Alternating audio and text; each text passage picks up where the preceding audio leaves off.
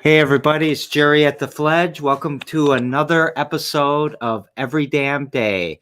Today on the show, we have our new friend, Mila Lynn with The Mind of Mila. How are you doing today? I'm good. I'm good. Ready for Yeah, the day. it looks like you're ready for the day. Your shirt's really popping out at me to begin with. So, what's up with the fuck off shirt today? Yeah, I'm really like over these last couple of years, I feel like America and other countries have become very PC, and I'm a very vulgar girl, and I like to like fuck, tell fuck off. Like I don't have to say it. My shirt says it. I'm really friendly, but like don't piss me off. Fuck off. I like it a lot. Do you think that's you just came back from London around the time I think the pandemic hit? Uh, what do you think that had an influence on you saying "fuck off"? Because "fuck off" means something there. Yeah, I mean, well, fuck off means like go fuck yourself. But I guess I'm still finding little pieces of things that I've picked up from over there that I don't realize are like not American slang. Um, like I will say like, "Oh, are you taking a piss?" And people are like, "What, Mila?" And that means like, "Oh, like are you shitting me? Are you fucking with me or something?" Yeah, And yeah, the piss means like to pee here, and over there piss means you know not the same yeah. thing. And we would be on the pit. Okay, so I spent a lot of time in Dubai with a Mhm. lot of British people. So, being on the piss for the night means drinking all night or drinking beer and all of that Mm. too, right? Yeah, like So, you if you're pissed drunk, like you're really drunk. But if you're yeah, pissed here, you're mad. yeah. So, and fuck off is a much softer phrase, I find there. But I don't want to soften it here. Fuck off, everyone. I Yeah. mean, we can say that too. I'm not trying to make a euphemism of your shirt at all. Oh, it's okay. So, I'm just now getting to know you. Studied you a little bit. I don't know, how much my crowd knows you. So we'd love to get to know you a little bit. Will you tell us something about you and something about the mind of Mila? Well, the mind of Mila is a really dark, deep rabbit hole. Just kidding. No, I actually grew up in Lansing, and then I moved away for a while. I lived in Miami for 3.5 years. Spent 6 months in Tampa, and then the last 6 months I've been overseas in London. And yeah, I mean, I've been an artist full time for 2.5 years now, so that's really exciting for me. Mm, and I've only been back in Michigan since March, right? But like Lansing has welcomed me with open arms. I've been so busy. I know that everybody can say the same thing for their business, but it's to the point where I'm like, okay, I need to be like an octopus. I need more arms. I just can't do everything all the time. I feel like people made space for art when the pandemic, like they weren't so busy with the day-to-day hustle, like they had to slow down, and it just magnified the art in the city. Mm-hmm. And I have, I heard about you. I think probably the first was from the um what is it, the Soul Nutrition on Washington. Okay. I was walking by there and I saw something about you, and then probably, something with either, I think, the Artist Umbrella or Affiliate Arts. Is that another? Yeah, Or opportunity arts probably. Opportunity Arts. Sorry. Michael's going to kill me. It's okay.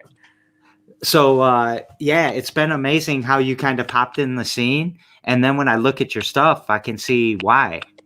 Thanks. So, are you doing well in Lansing from a business perspective? Because we talked a little bit about you going from a hobby to professional Mm-hmm.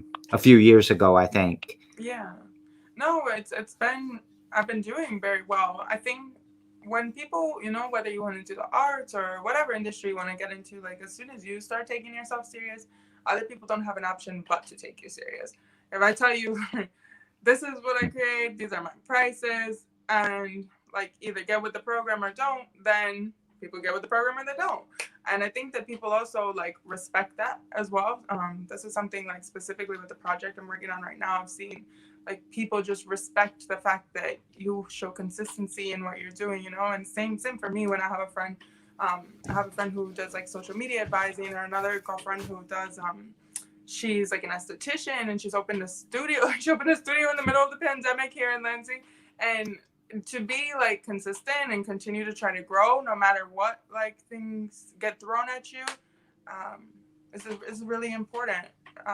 So yeah, Lansing has been wonderful to me. So you Nice said to- you were born and raised here, right? Not born, but I was raised here. But you were raised here. Mm-hmm. Do you mind if we ask where you were born?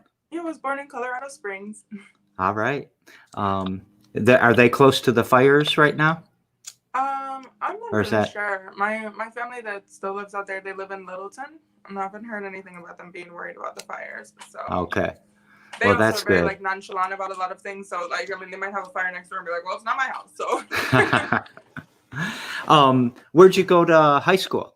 I went to Everett. So Everett. I did 2 years at Everett, and then they started the early college program at LCC. And so I was still technically an Everett student, but I was full-time at LCC. So I went to Everett a long time before you did, but only for 1 year, and then I went to Eastern for 2 years. okay. So you've got something going on tonight. You've got something going on November 4th. You want to tell us a little bit about that? Yeah, so tonight there's this amazing Carnival of the Arts going on downtown in the North Grand Ramp. So that's right off of Grand Ave. We're gonna have fire throwers, fire spinners, those type of things. Me and one of my good friends, Ryan Holmes, he's another local artist. We're gonna be collaborating on some chalk art along the parking structure. And then there's a couple of other artists that will be doing like painting, singers. I have one of my friends, he's bringing his keyboard, and I mean, I don't know, like all types of any sort of arts related thing you can think of, dancers, they're having there tonight. So I know a lot of haunted houses this year have been canceled, so they're making it a drive-through of the arts, almost like a freak show, but you know, not without the freaks, just night have artists. Oh, you drive through the parking structure to see the art? Ah, I didn't realize that part of it. That's super interesting. And then on November 4th, you have a show? Yeah, so November 4th will be a closeout. So I've done Inktober, which I don't know if you're familiar with Inktober. I am. Oh, okay. Well, awesome. So that I decided to do for the first time this year, and then I had one of my friends partner up with me and do like audio every single day that's related to the word prompts. So that's been an amazing project. And although everybody is seeing the pieces as they come out each day, we wanted to have a closeout event, just to do it properly. And so on the 4th, we're going to have our ending show. And I've invited, I think we're going to have 5 local performers. There's one from Detroit or 2 from Detroit coming. And so those are musicians. We have somebody who plays trumpet, another keyboard player, a girl who does like opera singing, but she's going to mix it with jazz. So like a good variety of people. And then also I invited 4 local artists to come and create for a prompt 32, which is something I made up. And we're going to auction off their pieces at the show so that, we're just trying to put money back into the arts community.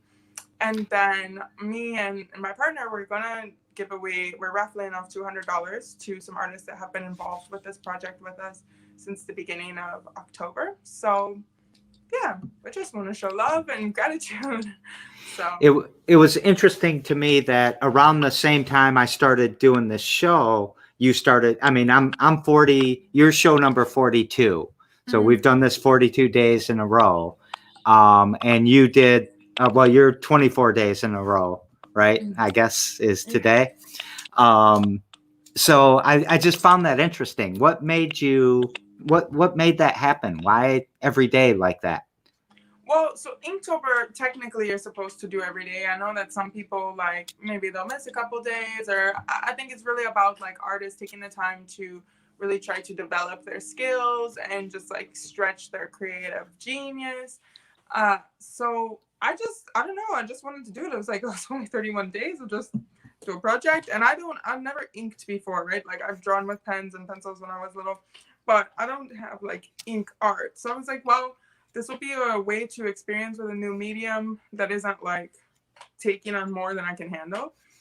And then we got into the project. I was like, oh, I'm doing this every day, like no break. And then maybe it would be easier if we were just doing the art and then, at night we sell it, whatever. But then I'm like making a time lapse. I'm recording everything. You would think I would have a routine by now. I don't.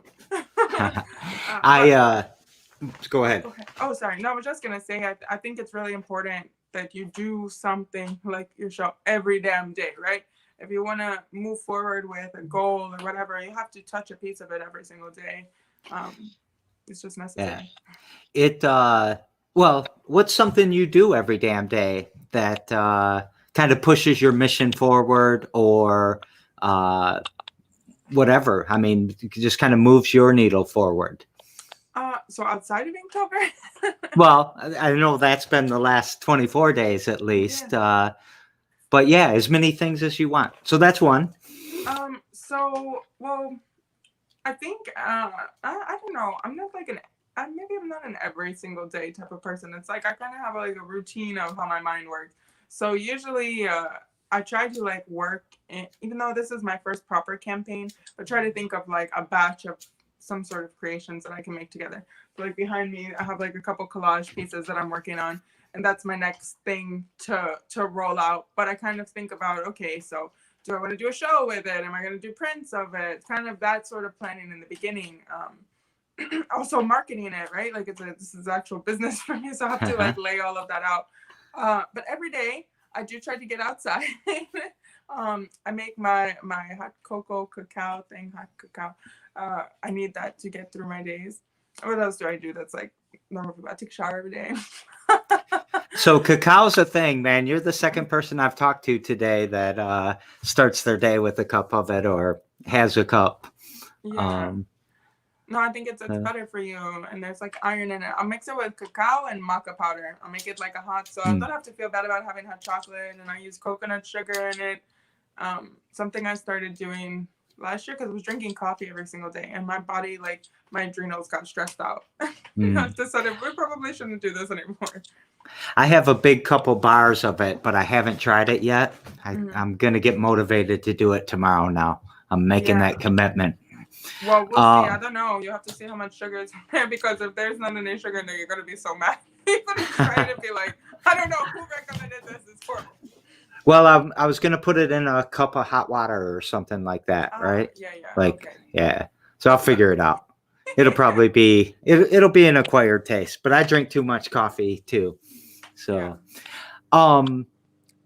so we talked about your show tonight. We talked about your show on November 4th, and tickets are on Eventbrite. And I'm going to put the link that you sent to me in the comments and stuff of this video. And I bought my ticket. I want everyone to know you should come out to this. It looks spectacular. Is Sarah the opera singer?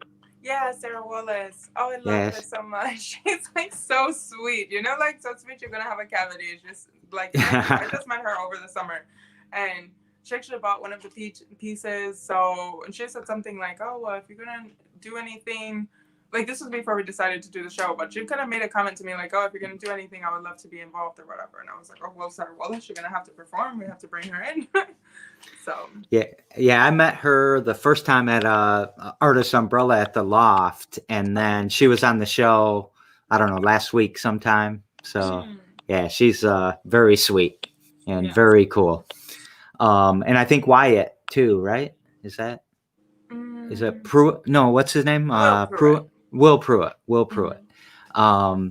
Yeah, I know him from way back. I saw he's on the show too. So yeah, it's going to be a good show. People should buy a ticket and come out. And I'm wondering if I can buy that postcard at that show that you showed me earlier. Sure. I like that. Yeah, I'm going to want one of those. Of course.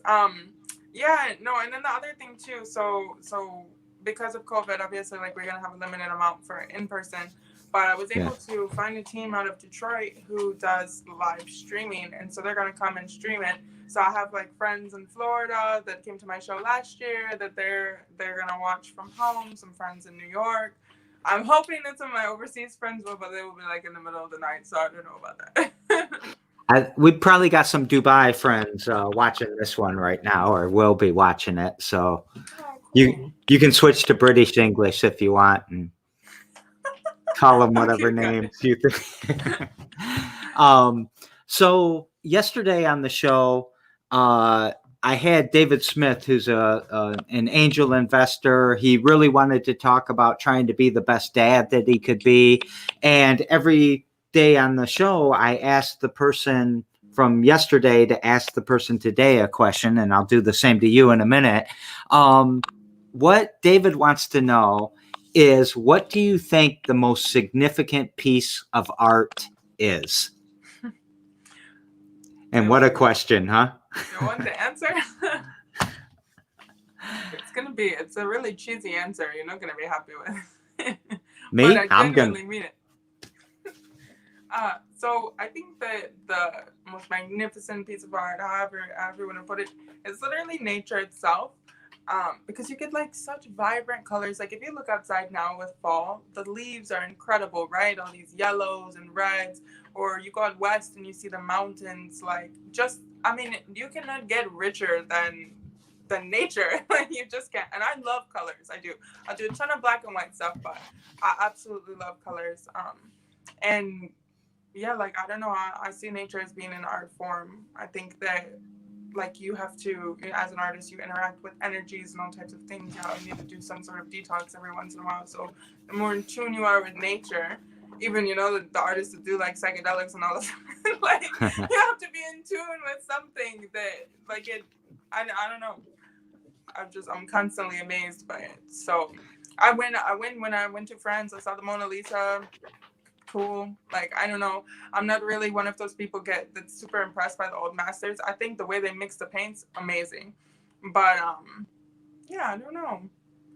I just You said before, you prefaced that with, I wasn't going to like the answer, and to be honest, I love the answer. So first of all, we around the Fledge, we do a lot of things that are based on biomimicry. So we're constantly trying to copy and ask, what would nature do? And we try to follow that path first because nature's so strong and has tried so many experiments.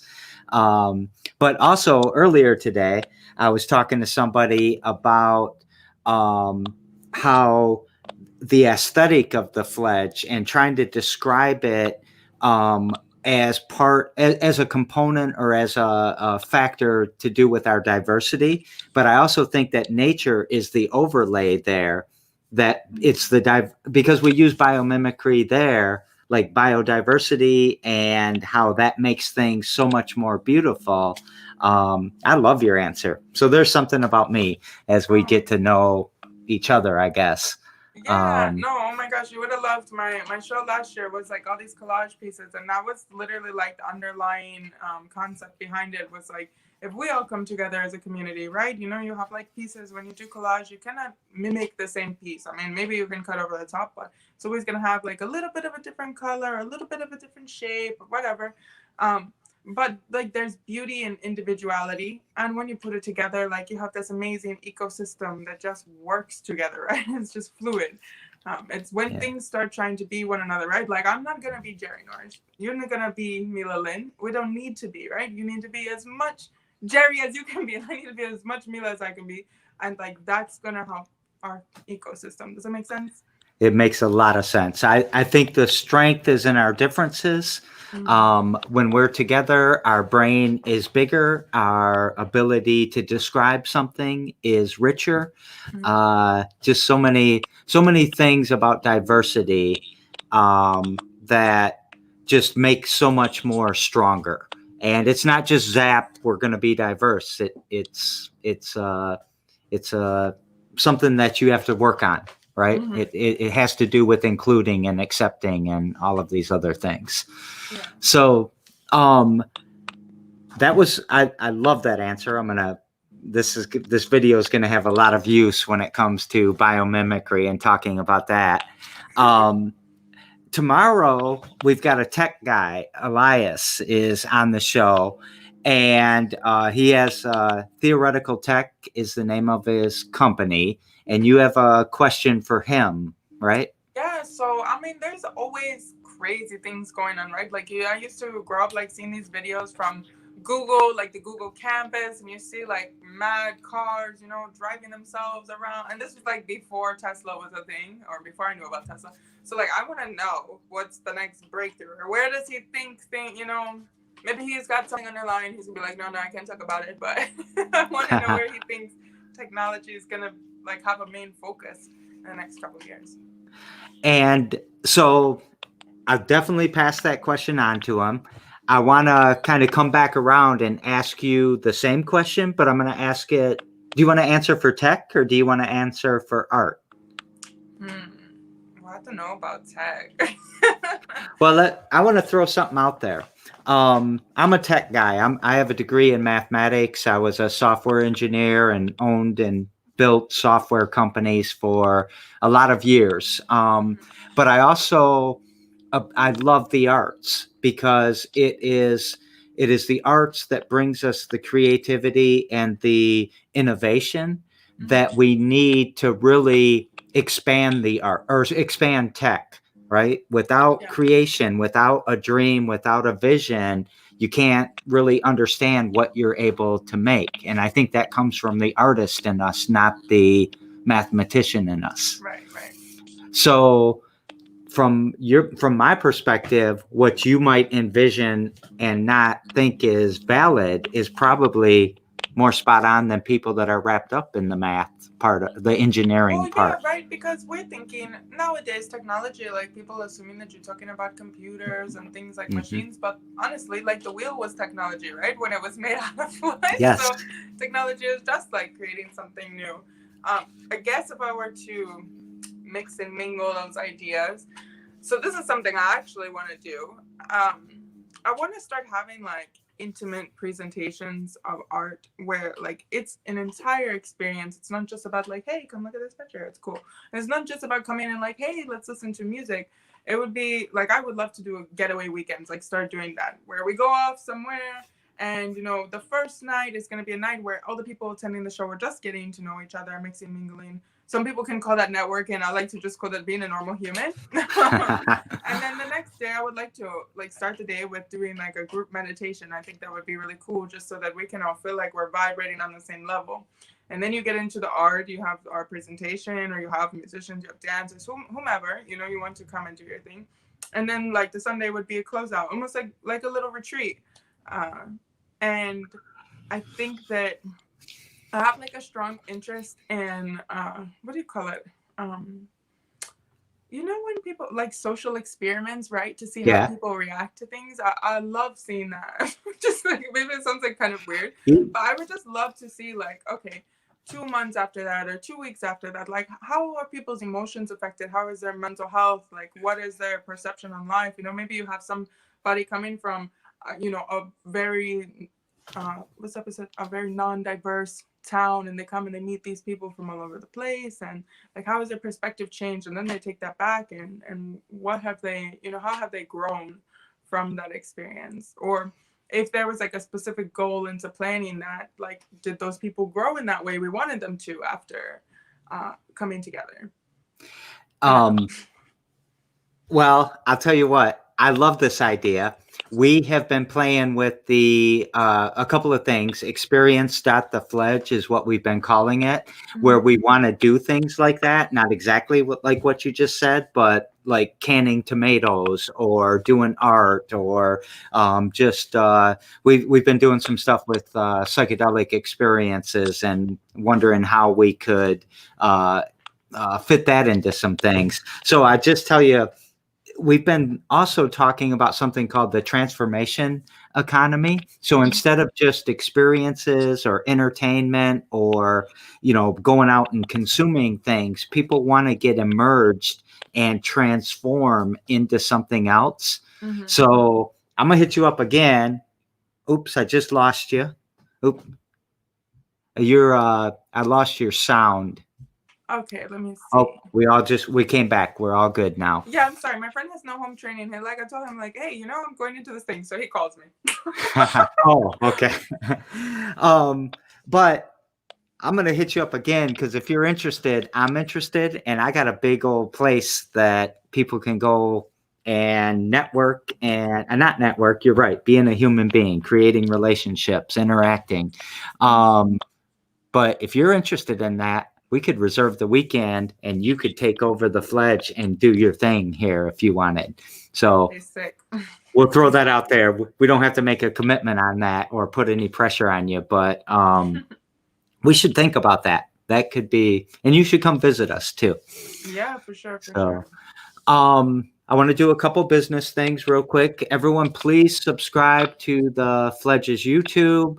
99 Problems. Oops, it's not Friday. It's Sunday. A week from tomorrow at 3 p.m. Every damn day airs at every damn day at 2. And 10,000 Fledges is every Tuesday at 3. And the guys from Madison are checking in on something this week. So, yeah, we've got some more exciting news. So check out 10,000 Fledges. So, Mila, Yes. I love getting to know you. I love the art that I've seen. You seem very prolific. Oh, you want to put a plug in for the album, the cover for that as well too? Because you said collage, and that's a sweet collage. Thanks. I have someone that, and he's actually out of Detroit. Steady JR. I don't know. We never even actually met him. I wrote him one time on Instagram, and then this year is when I actually met him. But over the past couple months, I've been doing pretty much all of his cover art. We have an amazing relationship, and I created this cover art for one of his songs.